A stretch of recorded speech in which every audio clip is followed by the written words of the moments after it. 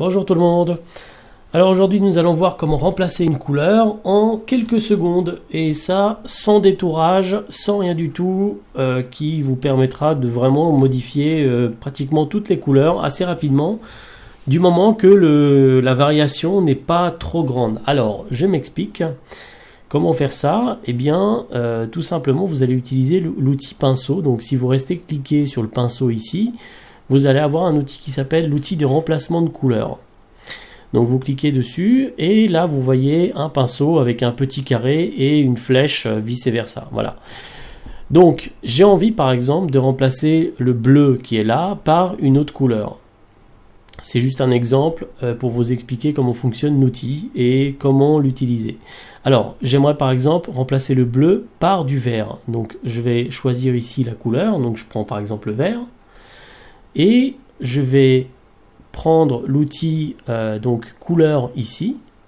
Choisir la couleur. Et je vais prendre les deux pipettes que vous voyez là. Alors, je vais tout simplement cliquer, rester appuyé sur ma souris. Et je vais commencer à peindre. Donc vous voyez, hop, j'ai un peu débordé, c'est pas grave. Voilà, vous voyez, j'ai changé la couleur de mon carré bleu.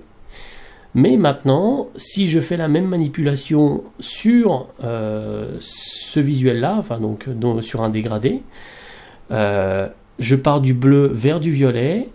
Étant donné que j'utilise cet outil-là où il y a deux pipettes, en fait, c'est changement de couleur en continu. Donc, si j'appuie ici, je veux changer le bleu par du vert.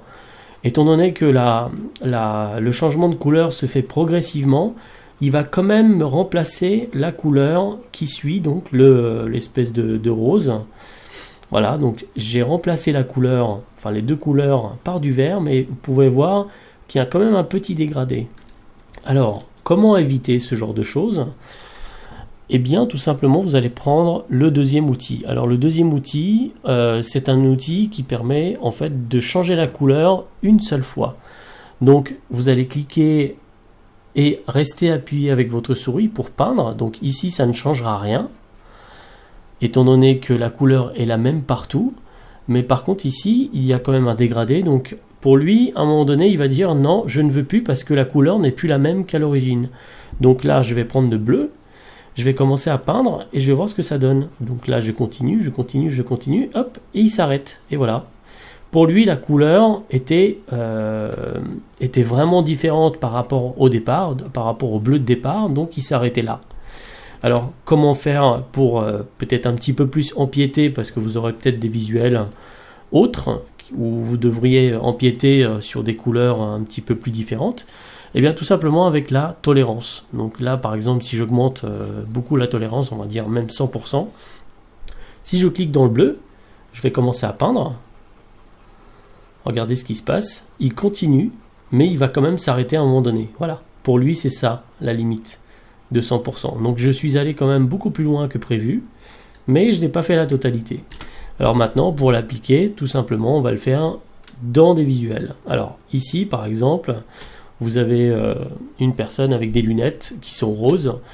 Logiquement, si je devais faire ça, on va dire correctement, j'aurais dû auparavant détourer les lunettes pour pouvoir changer la couleur. Mais ici, j'ai envie de le faire très très rapidement. Eh bien, je vais tout simplement dupliquer mon calque, étant donné que c'est destructif. Le pinceau, on ne peut pas vraiment peindre sur un nouveau calque. Donc ici, je vais cliquer sur le rouge et pareil, j'ai envie de remplacer le rouge par du vert. Donc je vais prendre les deux pipettes, par exemple, et vous allez voir ce que ça donne. Donc je clique dans le rose, hop, je vais commencer à peindre. Voilà, il y a des endroits où il ne va pas y arriver. C'est normal. Voilà, je déborde, c'est pas très grave. Hop, et voilà, donc là j'ai un peu débordé sur les côtés, c'est normal, c'est avec cet outil, et en plus de ça je suis resté à 100%. Donc, si je repasse à 30, je reviens, je vais faire la même manipulation, hop, il y a des endroits où je vais encore dépasser, voilà, toc.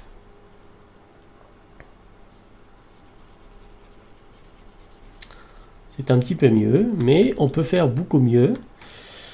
Eh bien, tout simplement avec cet outil-là, ce qu'on a vu tout à l'heure. Donc, c'est l'outil continu. Donc là, pareil, vous restez appuyé dans le rose. Et là, vous allez voir, il va pratiquement pas dépasser. Voilà.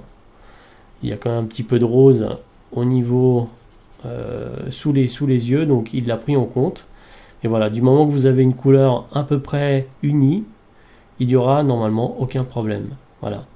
Donc ici, par exemple, pour juste cette petite partie, je peux faire un masque, prendre le pinceau normal, passer en noir, donc ici, et effacer ce qui ne m'intéresse pas. Voilà. Pour faire apparaître le visuel qui est en dessous. Voilà. Autre petit exercice, voilà, par exemple, ici, j'ai envie de changer le fond. Donc je pourrais le détourer, mais j'ai envie de voir très rapidement ce que ça va donner. Donc pareil, j'ai déjà dupliqué mon calque, donc je pourrais le faire de nouveau bien sûr. Voilà, je clique sur mon calque, je fais CTRL J ou pomme J sur Mac. Et là pareil, je peux prendre une autre couleur, par exemple bleu, voilà, hop. Et là, vu que c'est une couleur unie, pareil, je vais prendre le pinceau, l'outil de remplacement de couleur, et je vais prendre l'outil une seule fois. Donc c'est échantillonnage une seule fois.